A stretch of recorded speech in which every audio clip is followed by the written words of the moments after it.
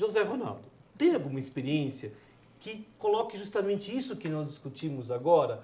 Valor justo, a preocupação com o bem-estar das pessoas dentro do processo produtivo, né? Porque nós vivemos num sistema capitalista, nós vivemos num sistema de produção, num sistema de trocas, né? Trocas intermediadas por dinheiro, né? Essa discussão. Há alguma experiência que você poderia nos alimentar? Sim, mas essa campanha, assim, cada vez que eu leio e ouço, como estou ouvindo também falar sobre a campanha, ela traz uma provocação muito profunda e muito séria. E eu não sei, João, se assim, as pessoas estão entendendo o alcance, sabe? No geral. E estou falando da comunidade, até da comunidade cristã, assim, né? Porque ela propõe uma revolução mesmo, né? Uma mudança. Essa passagem que o professor Dimas trouxe, né? Eu fiquei pensando assim, quem nos dias de hoje voltaria a Roma para pagar o preço justo, né? Então, ia ser taxado de bobo, né? Exatamente. Quando eu olho aqui essa definição do bem comum, né? É uma coisa simples, né? Não é uma coisa sofisticada, né? Se a economia se organiza buscando que as pessoas possam desenvolver as suas potencialidades, né? Nós não vamos falar que atribuir valores diferentes para trabalhos diferentes, porque, no fim, a questão as pessoas precisam ter as condições materiais mínimas para sobreviver, para ter uma vida decente, né? Sobreviver já não é o caso, é ter uma vida decente. O Diese faz um cálculo baseado na Constituição, nesses 7 itens, né, que você acabou de citar, que o salário mínimo deveria ser, no mínimo, 2.000. O último cálculo que eu vi era em torno de R$2.000. Esse salário mínimo, para uma família de 4 pessoas, seria suficiente para ter, minimamente, alimentação, lazer, vestuário, escola e etc. Né? Então, essa campanha ela provoca muito. E essa questão do preço justo também é uma reflexão muito complexa, olhando para a sociedade que a gente tem hoje. Então, vou falar de 2 situações concretas. Hoje, o CRCA atua com cooperativas de recicláveis, né? Então, essas cooperativas, o que elas coletam? Elas separam o material e vendem esse material no mercado, né?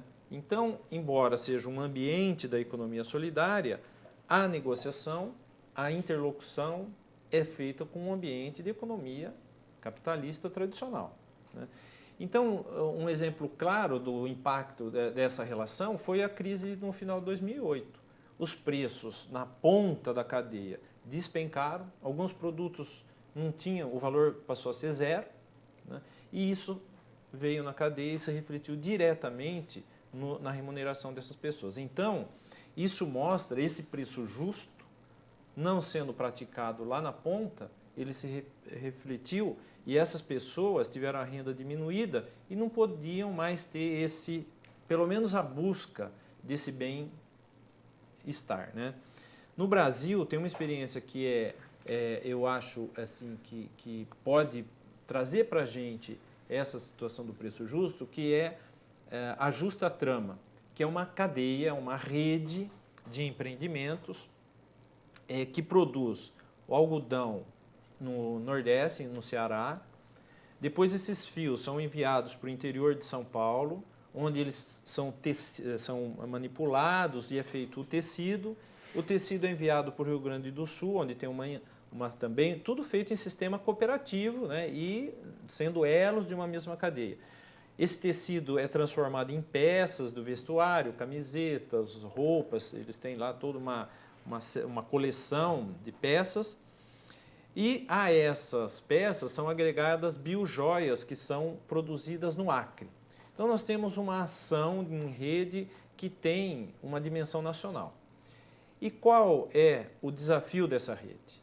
É lá na ponta ter um preço desse produto que proporcione a toda a cadeia exatamente esse bem-estar, né? Que preço nós vamos vender esses produtos, para que, para todos os trabalhadores que participaram desse processo, tenham uma renda que permita ter uma condição digna de vida, né? Que eles possam, no mínimo, atender os direitos previstos na Constituição.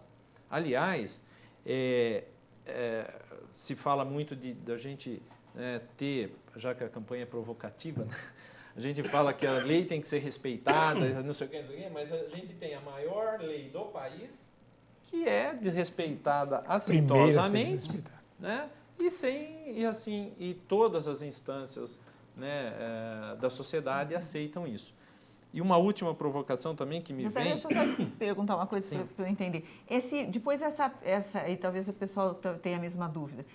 Por exemplo, ela é vendida por um preço que possa propiciar vamos dizer, um lucro digno para todos. Essa divisão, ela é equitativa? Como é que é feita? Desde o que produz, manufatura o fio, a peça, como é que é feita essa divisão do valor final? Assim, a tendência, o valor do trabalho de cada pessoa, independente, ele seja o mesmo. Ah, tá. E equitativo, então. E tem um desafio aí também, que não é impor na rede padrões de vida. Dentro desse valor, tem que considerar o seguinte: o que é bem-estar para quem está no Ceará e o que é bem-estar para quem está no Rio Grande do Sul. O respeito às diferenças culturais tem que estar embutido aí também, porque lá o pessoal, né, gosta de um determinado tipo de alimentação, no Sul é outro. Então, esse preço, né, na cadeia, ele tem que respeitar todas essas condições, né? E no caso das cooperativas do CRCA hoje, o valor da hora de trabalho é igual para todos os trabalhadores. A única diferença é aquele que trabalha mais, aquele que contribui mais, ele recebe mais. O que contribui menos, recebe menos, né? Então, a gente não faz diferença da hora. O valor daquele trabalho, né, é o mesmo para todos, né? Responde? Responde. Né? Tá, José Ronaldo, só um pouquinho. Explica bem. O CRCA, Centro, é uma ONG, né, só para que as pessoas conheçam, também o apoio que teve da Caritas. Explica um pouquinho a questão do CRCA. Né, que é uma atividade concreta. Né? O CRCA é uma ONG, né, uma organização não governamental, qualificado como OCIP, que é a Organização da Sociedade Civil de Interesse Público, é um título que o Ministério da Justiça dá e anualmente nós precisamos prestar contas e renovar essa qualificação. Ele começou de vários movimentos, ele foi fundado em 2002, mas começou de vários movimentos que à época estavam borbulhando aí na sociedade. Um deles foi a própria campanha da Fraternidade de 99. O outro, o trabalho da Caritas, que atuava nesse segmento de recicláveis, e eles tinham um programa, tem até hoje, que chama O Luxo do Lixo. Ofereciam kits de material para os trabalhadores organizarem cooperativas de recicláveis. Rapidamente, essa primeira experiência mostrou que precisa ter um processo de incubação dessas cooperativas, porque nós temos pessoas, praticamente 100% da nossa população tem menos de 8 anos de estudo, né? Nós temos o nível de vulnerabilidade dessas pessoas é muito alto. Então, essas experiências iniciais mostraram que precisava ter um processo de formação contínua, que é o que a gente chama de incubação, né? A incubação é criar as condições para que essas pessoas se emancipem, né? Que elas tomem conta do seu próprio empreendimento. Então, isso é o CRCA, uma incubadora. Isso. Eu quero deixar só uma provocação aqui. Pois não, vamos lá. Que fala aqui também no texto que o João leu, que é, hoje, quando dá a notícia do PIB de um país também, todo mundo fala, puxa, que legal, esse país está indo bem. E não é verdade, né?